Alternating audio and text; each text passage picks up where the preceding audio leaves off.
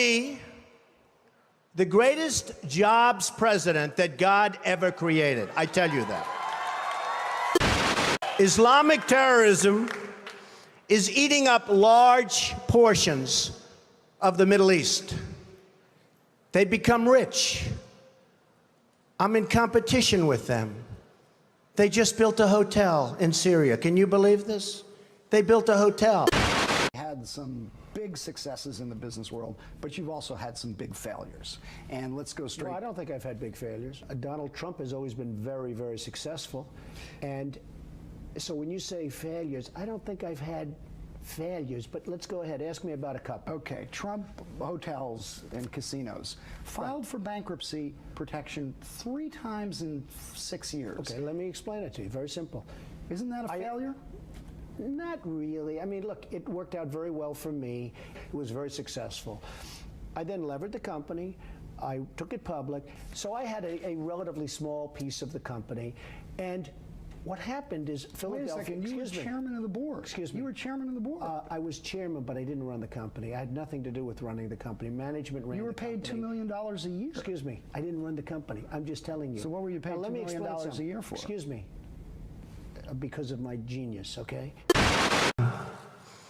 When do we beat Mexico at the border? They're laughing at us, at our stupidity. And now they're beating us economically. They are not our friend. And these are the best and the finest. When Mexico sends its people, they're not sending their best. They're not sending you. They're not sending you. They're sending people that have lots of problems, and they're bringing those problems with us. They're bringing drugs. They're bringing crime. They're rapists.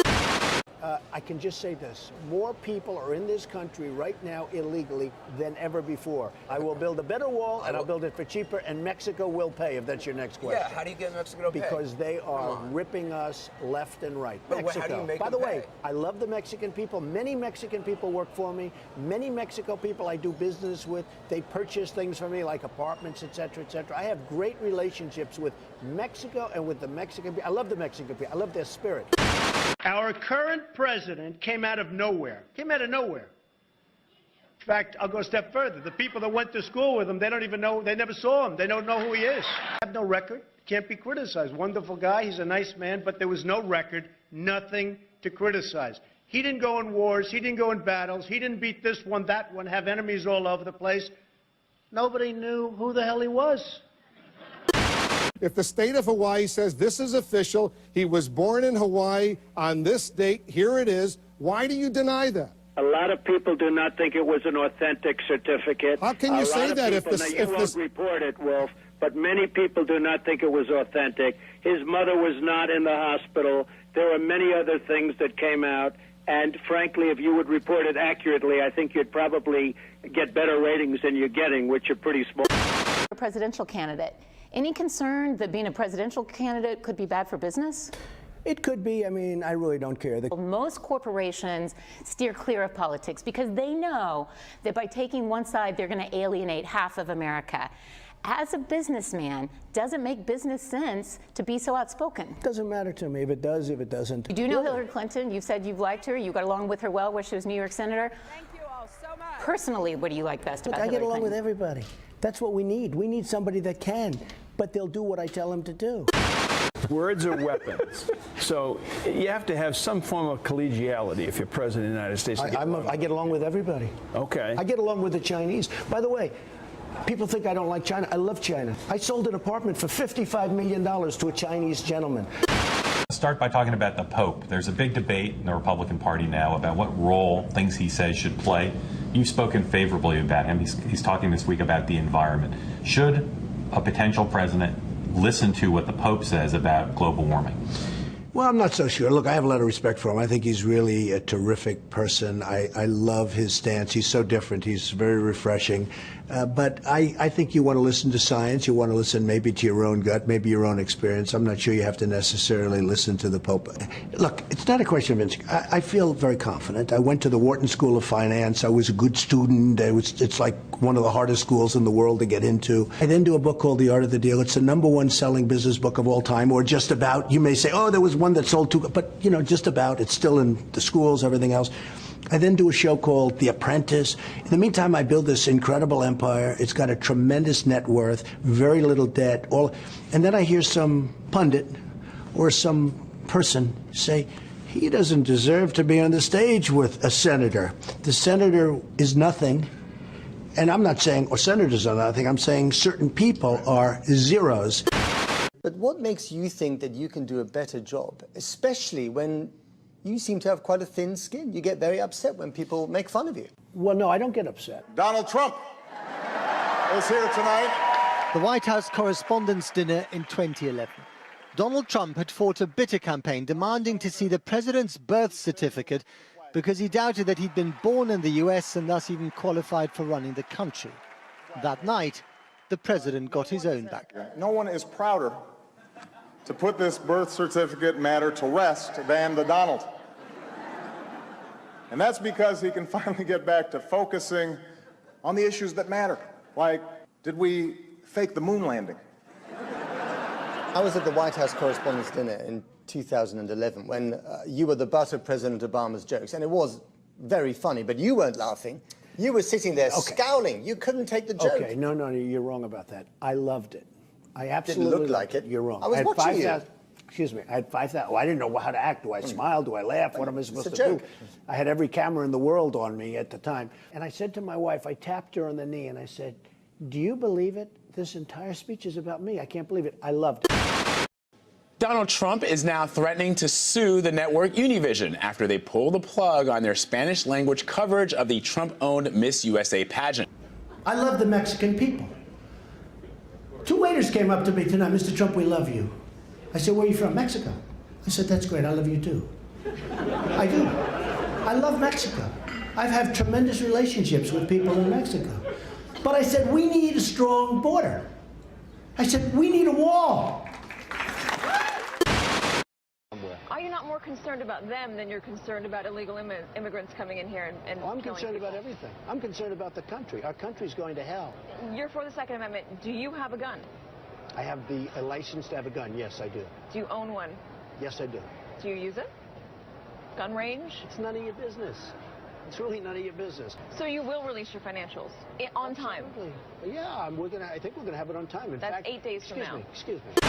Now that you're in second place in the polls, Politico runs a story quoting Republicans, including Ari Fleischer, the former Bush White House spokesman, calls you roadside accident. He tarnishes everyone, irresponsible, divisive, hurtful. Does that hurt your feelings? No, I mean, Ari is somebody that nobody respects, and nobody has any respect for him. I'm surprised you even waste your time quoting him. I'm going to make America great again. Politicians aren't going to do that. And everybody takes me very seriously. On the Mexican comments, why not say, maybe I went too far, poor choice of words, or even, I'm sorry? I don't have to say that. Look, the Mexican border is a sieve. People are pouring through our country, into our country. We don't know who they are, where they are. They come from all over the world, not Mexican. I employ thousands of Mexicans. I've employed over the years many thousands of Mexicans. Right. I love the Mexican people. They're fantastic. Lived here in New York in the early 90s when the tabloids went haywire over your breakup with Ivana and your relationship with Marla Maples. When this gets dredged up and people say, oh, Trump, he's not a good role model? Look, everybody knows me. I've had an amazing life. I've built an amazing business. And actually, they said, oh, he'd never say what his business is worth. It's actually a much higher number than the number I gave. Jobs back from China.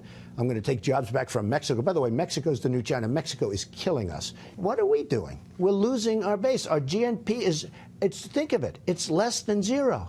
That means we're getting smaller. And all these other countries are growing like wheat. It's fair to say that sometimes you exaggerate. I don't think I exaggerate any more than anybody else. I think that I have a great grasp of numbers.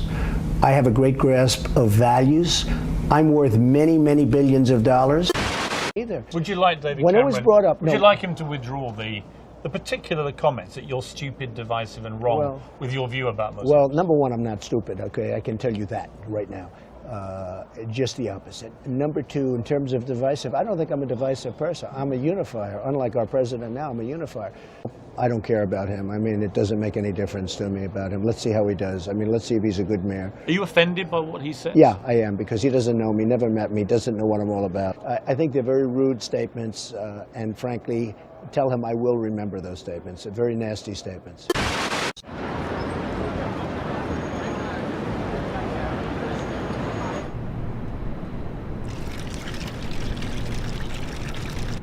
Miss Universe and Miss USA, I own it. They're here. They're gonna really do a number on me. I'm challenging President Obama, my son Donald, my son Eric. Let's go, ladies.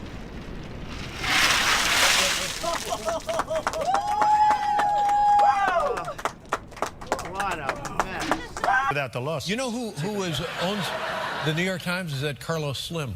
He has a piece of it. Yeah, he is the wealthiest man in the world. And he's a good guy, I know him. Do you know Carlos Slim? Good guy.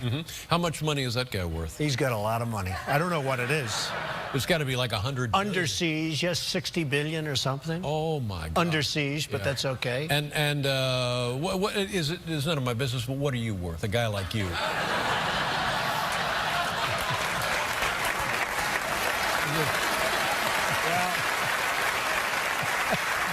They say I'm only worth $9 billion. $9 billion? Yeah. Only worth $9 billion. I don't feel so good when you mention Carlos Slim. Yeah. Because China and all of these people, Mexico is the new China, by the way. Mexico is unbelievable what they're doing with cars and with industry. They are taking our business like we're a bunch of babies. We don't have our best and our brightest negotiating for us. We have a bunch of losers. I'll tell you what, I'd like guys like Jack Welch. I like guys like Henry Kravis. I'd love to bring my friend Carl Icahn. You know, I mean, we have people that are great. We have people that are better than any of their negotiators. We don't use them, Joe. Yeah. We use people that are soft and weak and, frankly, stupid and incompetent. India, you know, you call up American Express and you talk to somebody on the phone, they have an accent, you say, where are you from? We're talking to them in India. And I say, we can't do that ourselves. I have buildings. I own the Bank of America building. Big deal. I own the Bank of America building in San Francisco. I deal with China. I have a great relationship with China. Business Week magazine has an article. What do the Chinese most want? One of the 10 things. Anything Trump. I think I am a nice person. People that know me like me.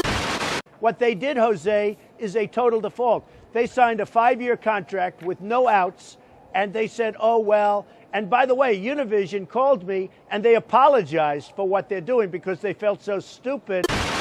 You're smart enough to know that words are weapons. What do you mean smart enough? What does that mean? You're smart enough to know that words are weapons. Well, I went to the Wharton School of Finance. I have to sort of say that because, you know, like somebody says, like, you know, you're smart enough. But go ahead. Very well. I mean, I don't know. Maybe people don't want my message. Maybe they want to stay mediocre.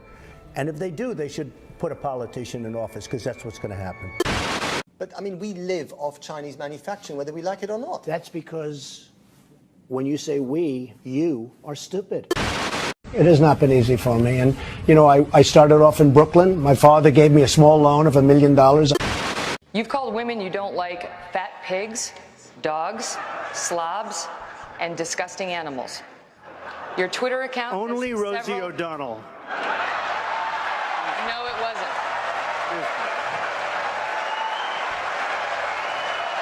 Your Twitter account...